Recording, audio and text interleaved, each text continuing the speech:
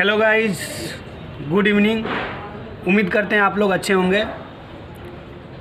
और आज का वीडियो में हम कुछ सैड बातें होंगी, क्योंकि एक यूट्यूबर हैं जिनका नाम है अनुज पीएस। उनकी एक बेटी है प्यारी सी क्यूट सी, जो काफ़ी दिनों से हॉस्पिटल में है और अपनी ज़िंदगी और मौत के बीच जूझ रही हैं। तो गाइज़, आप लोग उस भाई को सपोर्ट कीजिए, उस भाई को भरोसा दिलवाइए कि बेटी ठीक हो जाएंगी। और हमसे जितना हो पाएगा हम तो कर ही रहे हैं और करेंगे। हमारा भी हालत कुछ ऐसा नहीं, आप लोग देख सकते हैं, लेकिन हमसे जितना होगा हम उतना करेंगे। और आप लोग भी अनुज भाई का सपोर्ट कीजिए।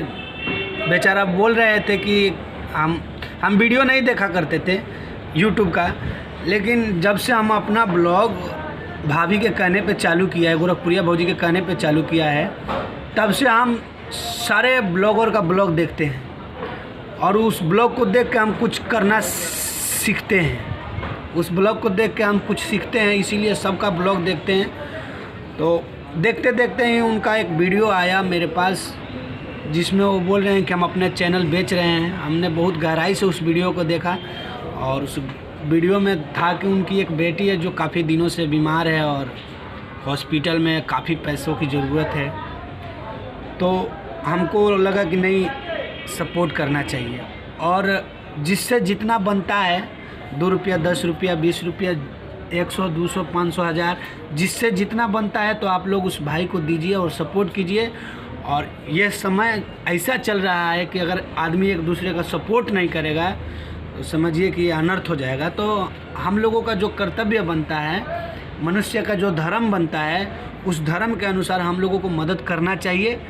और बेटी बचाओ बेटी पढ़ाओ, तो हम लोग बेटी को बचाना चाहिए। बेटी जो है, मैं अनुज पीएस, उनके हमारे बोल रहे हैं कि हम अपना चैनल जो है बेचना चाहते हैं। तो हम भाई से रिक्वेस्ट करते हैं कि भाई अपना चैनल मत बेचिए। काहे बेचिएगा? वही चैनल है जो आपका जो दुख तकलीफ़ें हमारे पास आया उसी चैनल के ज़रिए।